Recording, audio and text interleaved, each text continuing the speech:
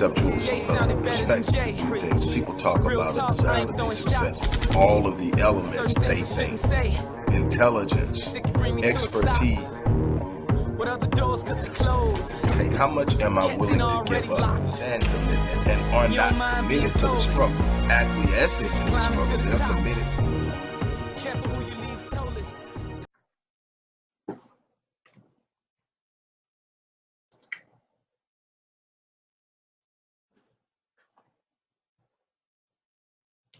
Hello, everybody. Dr. Rick Wallace here, dropping in on you. I hope that everything is going well for you. I hope that you have so far had a good week. If not, switch up, change the pace, find ways to elevate your energy, find ways to raise your standard of excellence and your expectations. Don't fold to the sequence that you're currently under. You find ways to write new narratives in your life. That's how you change. That's how you grow. That's how you elevate. You are going to choose one or two things as you move through life. You're going to meet a situation you're not happy with, and you're either going to determine, well, this is my new lot in life, or I don't like it and I'm going to change it. It's that simple. What I want to talk to you about today is Relationship Wednesday. And so I'm going to twist it. I'm going to put a little twist on it. I'm going to change it up a little bit. Instead of talking about how to cultivate relationships, we're going to find out how to protect relationships in a very specific way that could have massive impact. And what we find is when we study marriages, the number one and leading cause of divorce in America is associated with finance.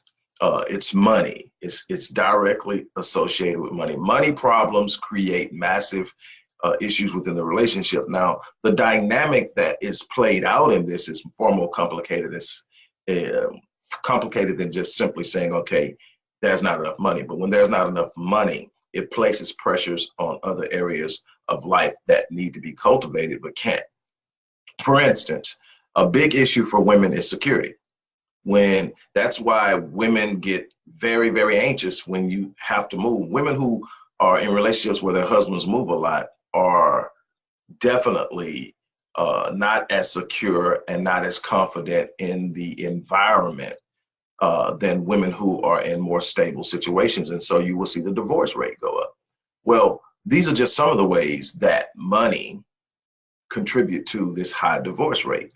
But one thing that you can change, and despite all of the notions that are put out there that, poverty is just meant for some people, the truth of the matter is poverty is a mindset. That mindset is either cultivated or it's changed. And that's going to be up to the individual. And we're going to talk about something, and I want you to pay attention to it, because this is going to be more about finance than about the other emotional mechanisms within marriage, but it's going to provide a secure space.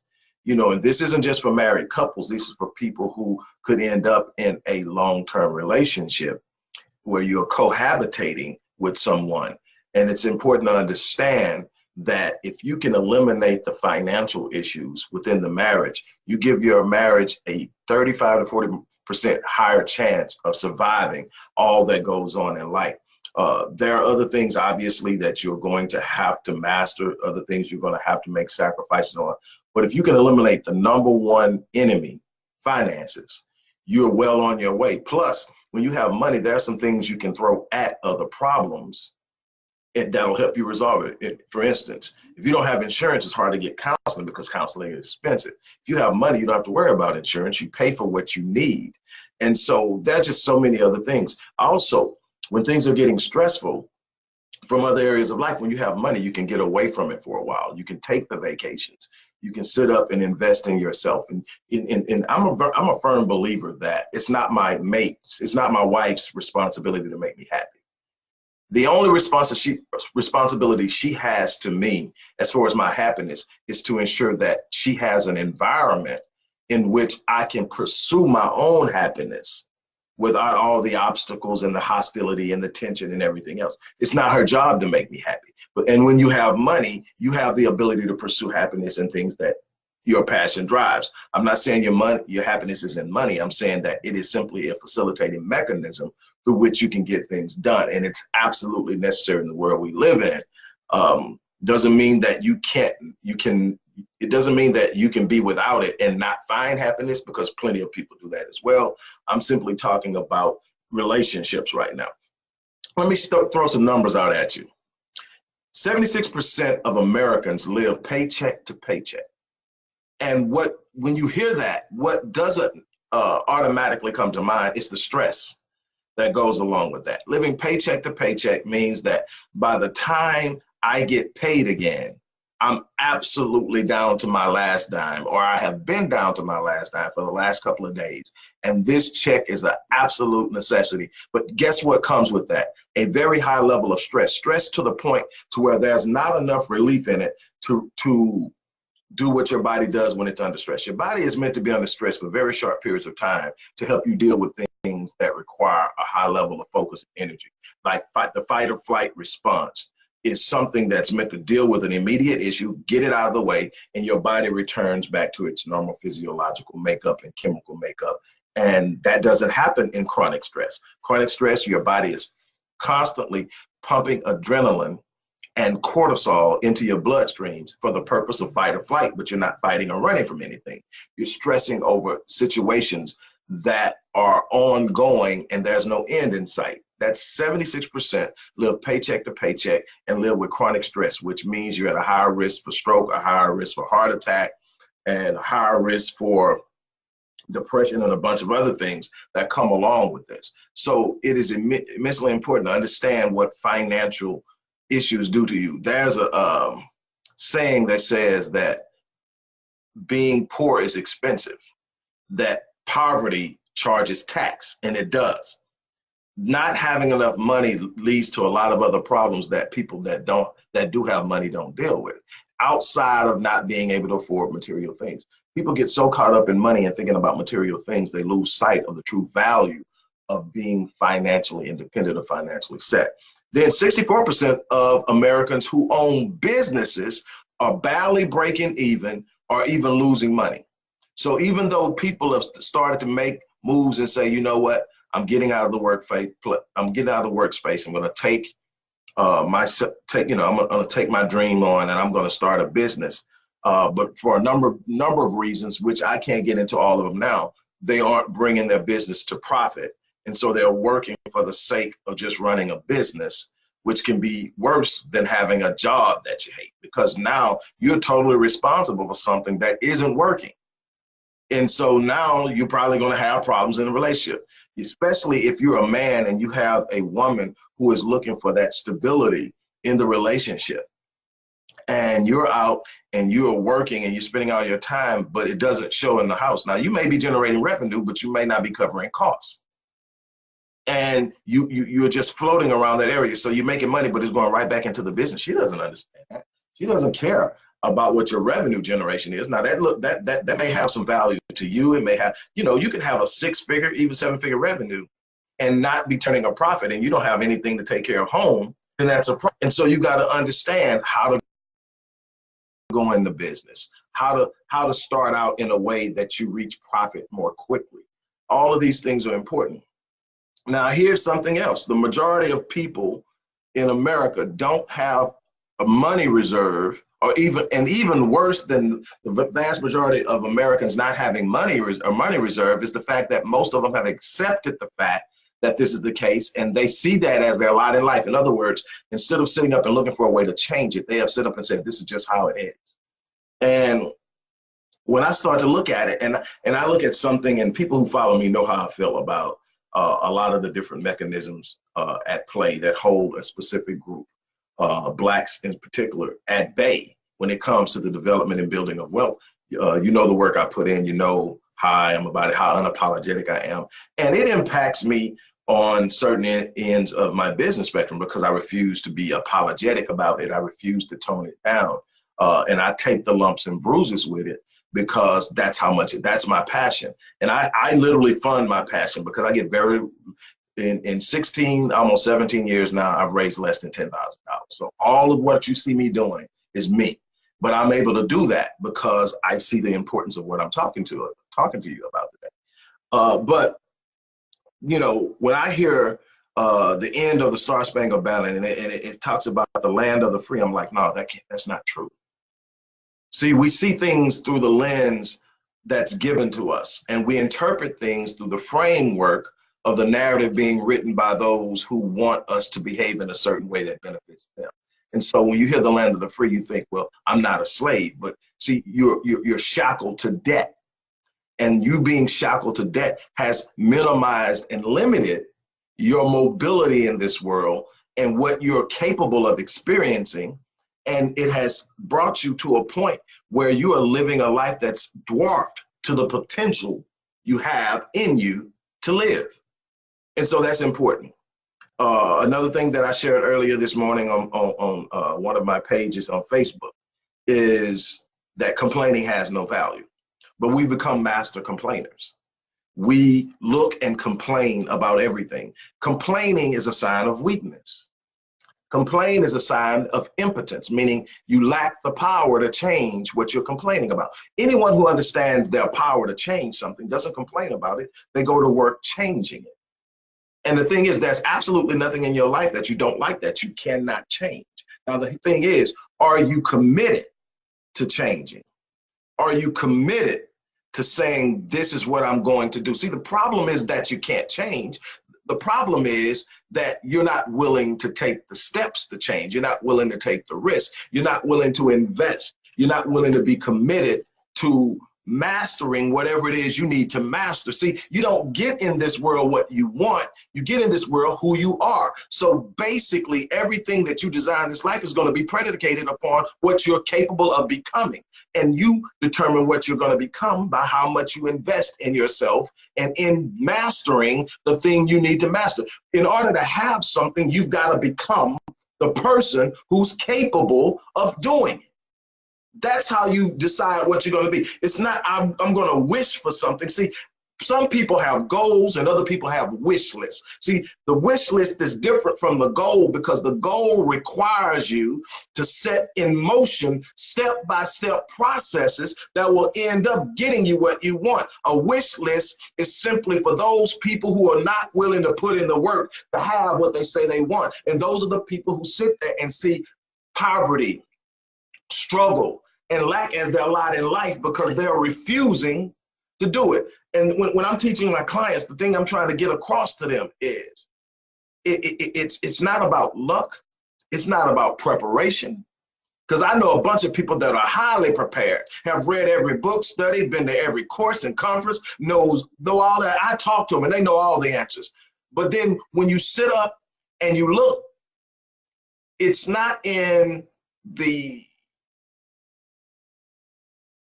lack of knowledge, but in the lack of execution. And at some level, we're all there. At some level, we're sitting up and we know, if you're pushing six figures, you know what it takes to get to seven, because you didn't get to six without learning the mechanisms. You know how to dial it up, you know how to shift, but it may be uncomfortable. It may be uncomfortable. So you're sitting there and going, hey, six figures. So you start justifying the six figures. And six figures for a lot of people is easy to justify, but there are some of us that six figures won't cut it. It's not where our mindset is. And it's not, with me, it's not about material things. It's about the power to change the world. And that's where I'm at. My whole thing stopped being about money about 15 or 20 years ago. Now, money comes as a part of what I do, but money is the focus. The focus is engaging life and changing lives and being able to do it at the pace and the speed and the magnitude that I want to do it, and that requires money. I do want to provide for my wife an exceptional, extraordinary life that she doesn't have to work for. Now, will I ever sit her down? Hell no. She's going to work. She's going to be out there grinding and doing her thing. And that's all good. But my thing is,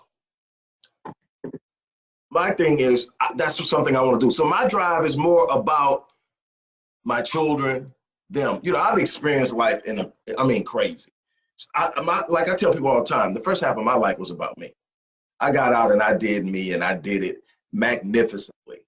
But I found out I was waking up 3 o'clock, 4 o'clock in the morning, and I was empty, and I couldn't solve this equation, this puzzle, this enigma of this emptiness inside when I'm accumulating all the things I said I ever wanted. And I mean massive. The people who know me know what I'm talking about. Not gonna throw numbers out, not gonna throw things and material things out, but I conquered everything I wanted to materially and was empty.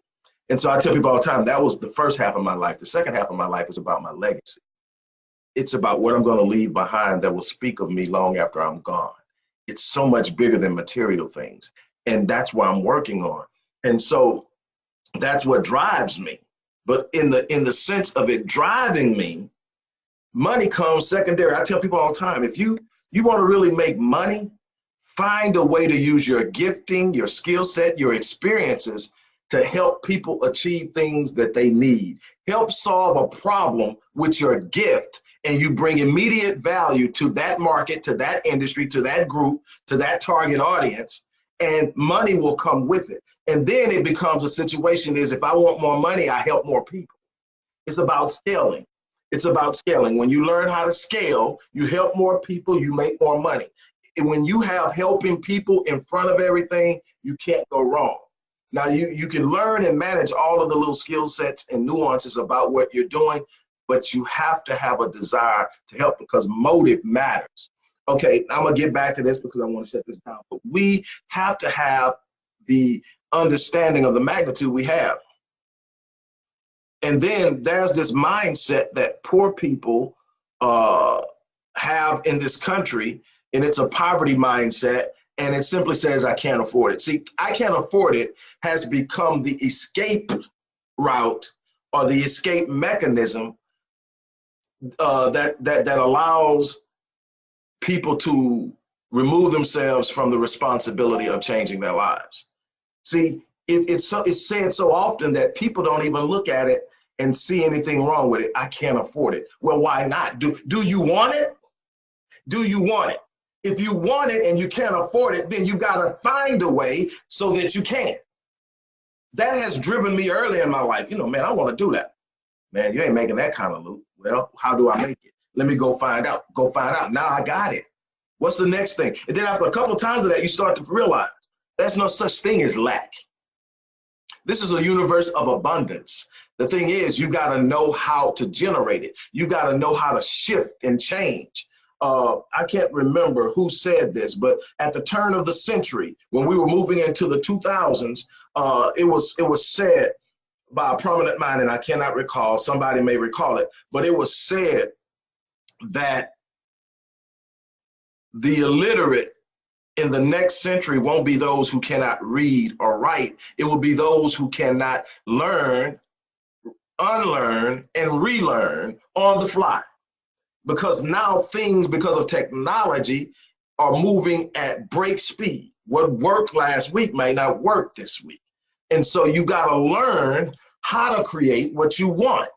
You got to learn how to shift paradigms. You got to learn how to shift your ideology in order to be shaped. Now, you don't have to lose your character, your value system, and your integrity, but you have to be able to shift how you move mechanically inside of it in order to attract. You can still be a person of character, a person of high value, high standards, and still be able to shift in the way you move in order to have the greatest and the highest level of impact. That is what's going to happen. Money can be made, and it can be made in multiple ways. We're in a time where there are actually no limitations on how much money you can make, how you can move. You simply have to understand the mechanisms at play. You live in a world where the boundaries of your city, your state, and your country no longer play a role in your enterprise and your commerce. You can literally shift and trade across boundaries. You can even go into communist countries and make money without ever leaving your home if you understand the technology and the dynamics at play. Social media has opened up an entirely new marketing scheme that has made the old marketing scheme obsolete.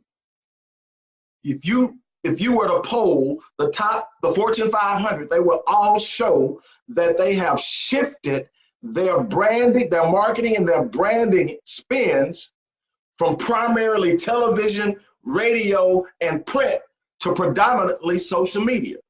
Social media engagement has totally changed the scope of branding and marketing, and you have access to it. And even at an organic level, which means I'm not paying for advertising, there's still some money to be made if you take time to learn how the system works. And then there are places like Facebook, which I'm actually shooting this live stream on. Now it's going to end up on multiple platforms. It's going to end up in multiple forums. There are going to be some short versions, some long versions, some snippets. All of that's a part of the marketing process. That's what generates revenue. And revenue is being generated on multiple platforms solely based off of this. But let me explain something to you. Facebook probably, especially when it comes to branding, has the most effective advertising system on the planet right now. Outperforming television, outperforming radio, outperforming print. Right behind that is another company owned by Facebook, Instagram. Right behind that is the Google empire, which is Google Ads and YouTube. Google owns the two largest search engines in the world, Google and YouTube. You can pretty much find anything you want, need to learn on Google and YouTube. And then you can do ad sharing on YouTube. You create content that people gravitate to, you'll make money just off of it. And then you can sit up and you can create paid subscriptions, and all kind of other things that will help you generate revenue. There's money to be made, and it's not going to come in the traditional sense of trying to convince somebody else to give you a job to pay you what you're truly worth. You have to understand something. I ask people all the time, how much do you get paid at your job? And it doesn't matter to me what you get paid, whether you get paid $40,000 or $150,000. The answer to my point is going to be made either way. So if they're paying you $150,000 a year, how much do you think they're making off of you? So, and then the more they pay you is a reflection of the more expertise you have. But you have to understand, corporate America isn't about making you rich, it's about making itself rich. And you just happen to be paid based off of what it is. So they don't pay you just enough to keep you from quitting, or pay you just enough to keep you from listening to the calls of the headhunters that are looking at you to take you to another company. And so what you have to realize is, if you're being paid to do something in any significant level, you have value. Well, your value is always going to be greater than what you're being paid there. Now, the thing is, because they have the leverage, they have the resources to leverage your expertise, you're probably going to make them more money than you can initially make for yourself, but you're going to always be able to make what you're making. Plus, you'll be able to control the direction of your destiny. In other words, your future isn't in their hands, it's in yours. And it's always got to be with that. Now, I'll tell people something else real briefly, then we're going to move on. It's important to understand that owning a business and owning an asset that produces revenue are two different things. See, owning a business, if you're not careful, will turn out just to be another job that you own. What do I mean by that? If you haven't created an exit strategy for your business, in other words, if I decide I want to walk away from this and do something else, how can I leave it profitably and justifiably and move on to something else? That gives you a value range of what your business is worth. And normally, generally speaking, businesses are valued, and there are a lot of things that go into it, but businesses are normally valued at roughly 5 times to 6 times the annual revenue. But so you can kind of tell what your business is worth. But you also need to have an exit strategy, whether it's passing it down to one of your progeny or all of your kids, or you're going to put it on the market and sell it, whatever. But you need to have an exit strategy. An exit strategy gives you the fluidity and the power to be a wealth developer versus simply a person working for themselves. And that's just something. So I almost finished. Poverty and middle class are literally mindsets that are taught in families and passed down from generation to generation. It's a mindset. And then with the work that I've done in mental health, which is a big part of what I do, along with finance and business. But mental health is one of the strong areas of expertise that I deal with. You find out that poverty and the poverty mindset and poverty expectations are literally passed down genetically.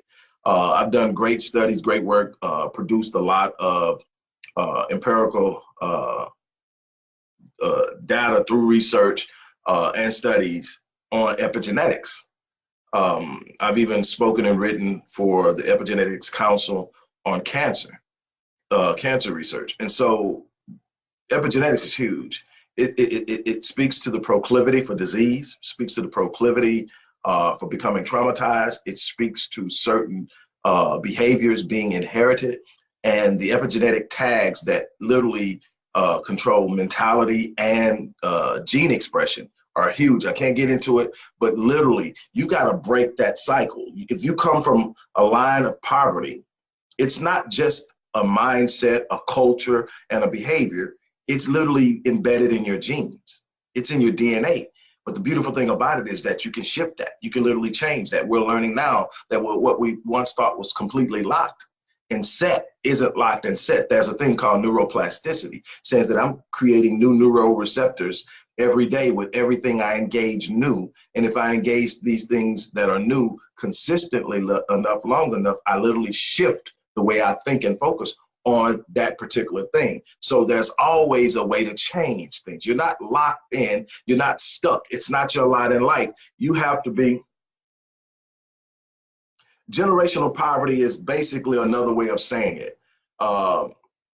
It is taught, it is practiced, it is observed. You got to think, a child, this is for Deborah Muhammad, a child from the age of birth to about 6 or 7 years old is in a state of theta, meaning they are observing. Two things are taking place. Their minds are sponges, they're observing everything, and they are developing through what they're observing and seeing and being forced to practice the rules of engagement of life. What I can do, what I can't do, how I stay alive, how I stay in the good graces of people, what I have to do. All these things are being sculpted and developed up until the age of 7. At the same time, they have a wide open imaginations. The possibilities of what is the things, the possibilities of life are have no bounds at this time. But at the same time, what you got to understand, around 4 or 5 years old, getting ready to enter into school, parents and other people will start to try to squeeze the imagination and take away the freedom of thought and the freedom of ideas to fit them into a tiny locked system that will squeeze out the imagination. Get your head out of the clouds. Stop daydreaming. That's probably not something. You need to be a little more realistic. All these little statements that parents, actually parents, especially parents that come from impoverished backgrounds, the limitations that are on them are being placed on the child. Now, also through observation,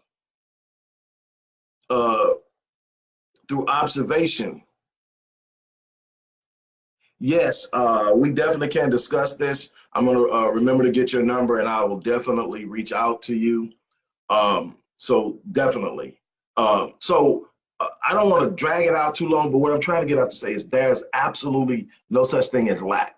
Now, are there mechanisms like what we're talking about with generational poverty and this, for instance, in the Black community, we're talking about a wealth gap that's actually widening. We're talking about being 154 years removed from slavery, and yet we have not advanced in the way of building wealth. And there are some mechanisms in play and have been in play for decades and over 100 years in some instances that have stopped us. Things like redlining, benign neglect, urban renewal, gentrification, miseducation, mass incarceration, and the war on drugs. There's been a systematically ongoing thing that has been a collective problem for Blacks. And yes, there have been some of us who have been able to navigate through it and get around it, which is like anything. Nothing catches, no net catches everything, but the net has been highly effective. And so it's up to us to figure the problem out. You can't look at the people who benefit from your oppression and expect them to fix the oppression. that will be counterproductive on their end, and we're finding out that is not what's going to happen. So we have to look at it and say, I don't have to be here, especially with the mechanisms I just explained with you. You can be totally anonymous in the way you present yourself online so that race can never be an issue. If you choose to be that way. Some of my business endeavors, Myriad Business Solutions, Odyssey Media Group, definitely the Visionetics Institute and the Odyssey Project are all highly branded on two fronts. It's branded as a business and service, but it's also personally branded as being a part of me. But I've got businesses out there that people don't have a clue that I have anything to do with it.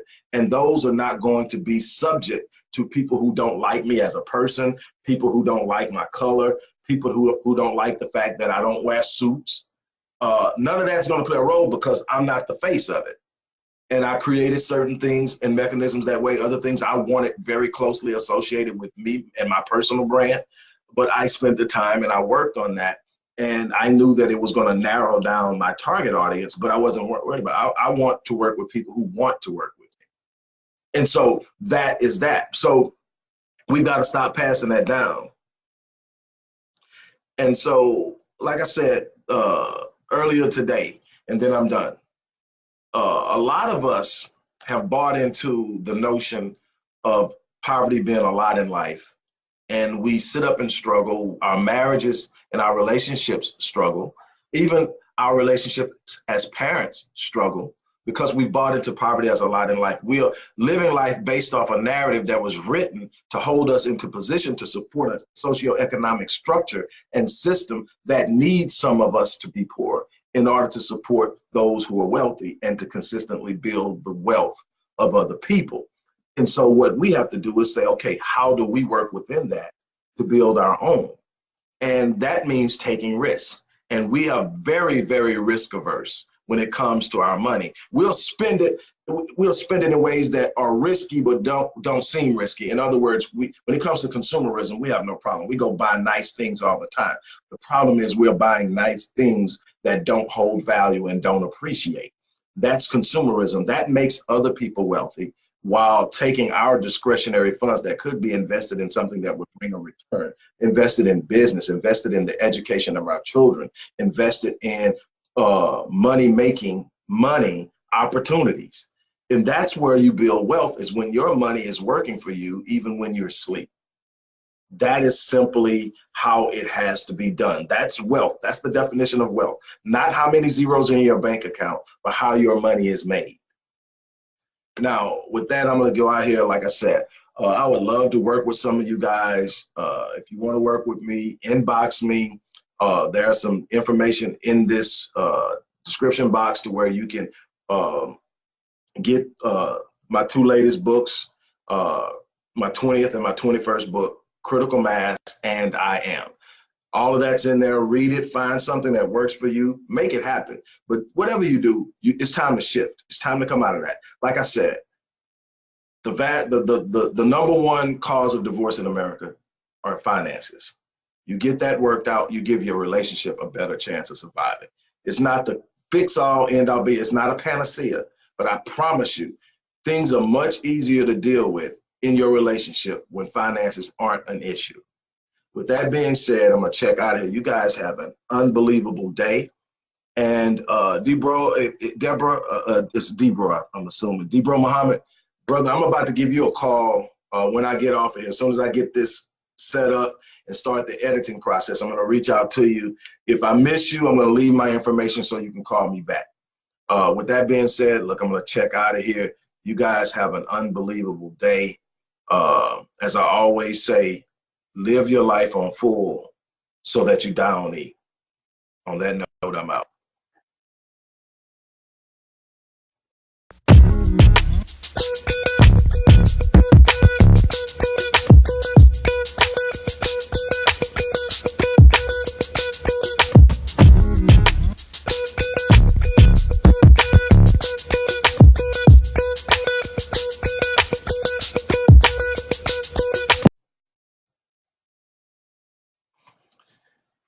Hello, everybody. Dr. Rick Wallace here. I hope that you guys are off to a great start as far as your week is concerned. I hope that you are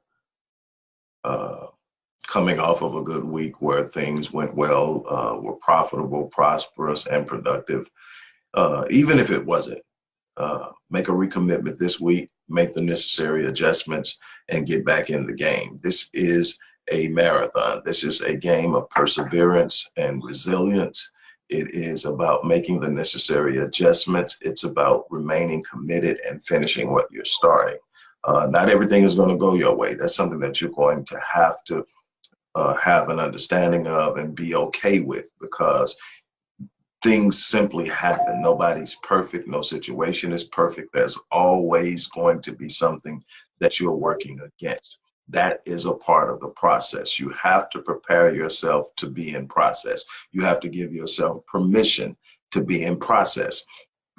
The moment that there's nothing wrong with the pursuit of perfection.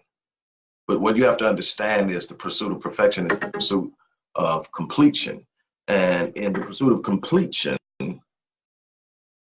you are going to be always moving towards it. When you're complete and finished, you're done. That means you finished your work. That's the end of the game. That's when you shut it down and you call it a wrap at the end of life. When you look up and you are able to read the pages of your legacy that you've built, that you're leaving the world, that's when you reach perfection, is when it's done. It's not about everything being absolutely in alignment. Perfection is completion. It means that what you started to do has been absolutely done to its fullest. There's nothing left to do. And so you're pursuing perfection, but perfection is a far way off. What you're doing is you're going through the process of achieving perfection. And in the midst of that, you're going to have disruptions. You've got to be okay with that. That's just simply the way it is. I'm going to be brief again this week, but I just want to hit something home. There are a number of different things that are at the top of the list, say the top 10 reasons why people fail at business. And what I want to talk to you about today is definitely in the top 5. And it's an unwillingness or an inability to invest in oneself. And when I say that, I mean in every way possible. Investing time, investing energy, investing effort, investing capital, currency, and resources into yourself. I see people all the time attempting to fund business ideas that they have not invested in themselves. One of the things that an average venture capitalist or angel funder or someone that understands what investment in business and venture is, one of the things they're going to look at, how much have you already put in of your own resources, whether it's time, energy, effort, money. They're going to want to see what's invested. Just the idea alone is not going to attract true investors, people who will put in the money necessary to fund your idea. There's money out there. There's always capital out there. There's always resources. And I tell people all the time, your number one resource is your resourcefulness. It's not the money you have in the bank. It's not the people you have on speed dial. It's not your potential investors. It's your resourcefulness, the ability to know what you need and find a way to get it. That's going to be what holds you together. That's going to be what provides the confidence to create calmness in some very hostile and volatile situations as you're trying to work this thing out. It is a process. But the thing is that most people want something, but they don't want to invest in it. I tell people all the time, what I see with most people is they have a wish list versus a list of goals, aspirations, and benchmarks. And what's the difference between goals and wishes? Goals are something you look at, you measure the cost, and you pay the price. Goals are something you sit up and you say, okay, I'm going to have to put this in. I'm going to have to invest this. I'm going to have to take this much time. I have to do this. Then you pay the price and you reap the reward. A wish list is those things. Is a list of things people want but are not willing to pay for, not willing to put in the work for, not willing to be committed to. That's a wish list. It's just something on paper that looks nice, and it would be fun if you were able to do it. It would be great if you were able to have it. But the truth of the matter is you're not putting in the work. You're not investing. You're not putting skin in the game. And then you'll turn around and want people to support something in which you have not supported. Sitting up and saying you want to do it, sitting up saying that you're good enough to do it is not enough. You have to be able to put in the work.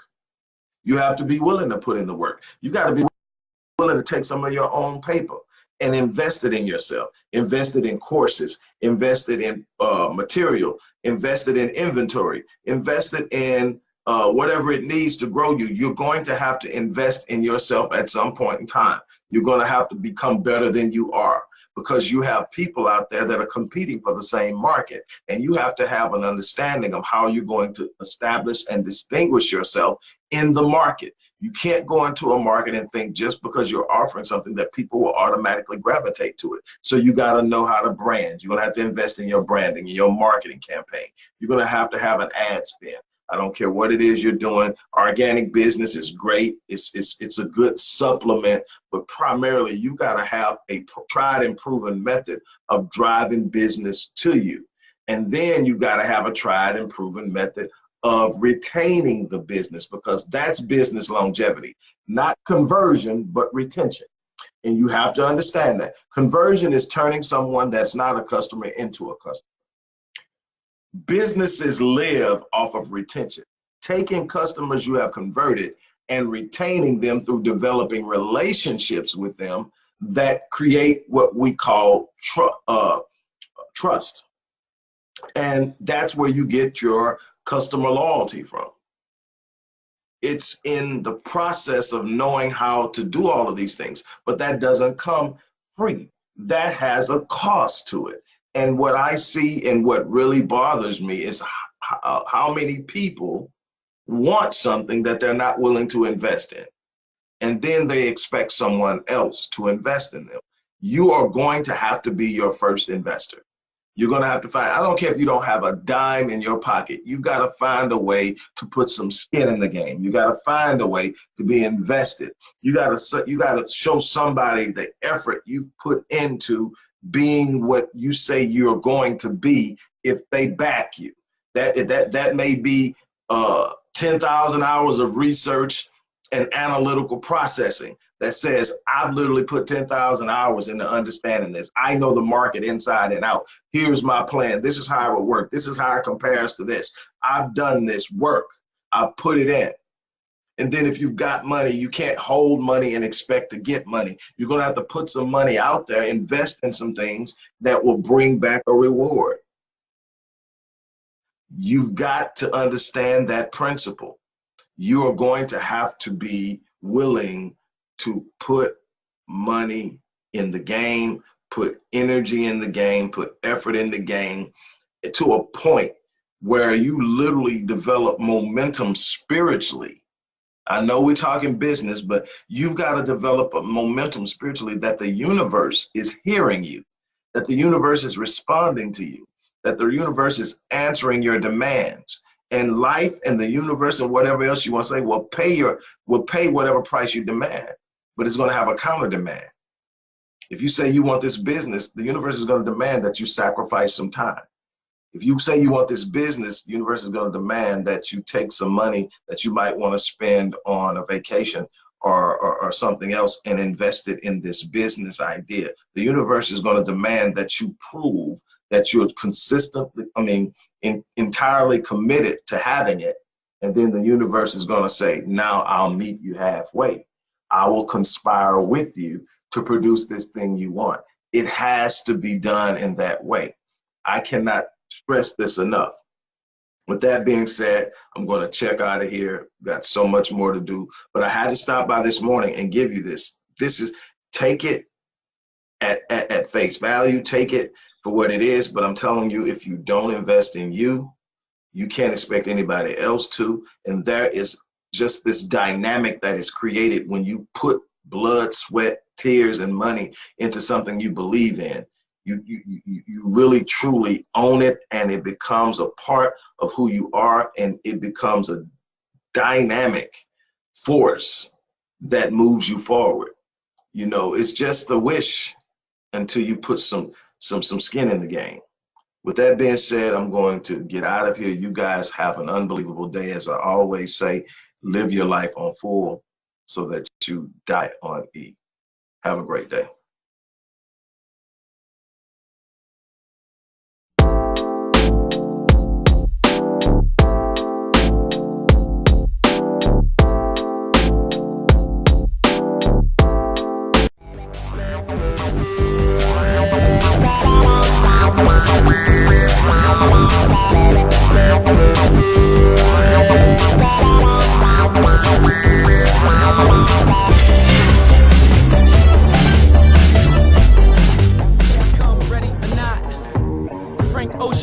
from a conceptual perspective, people talk about a desire to be successful. All of the elements they say, intelligence, expertise.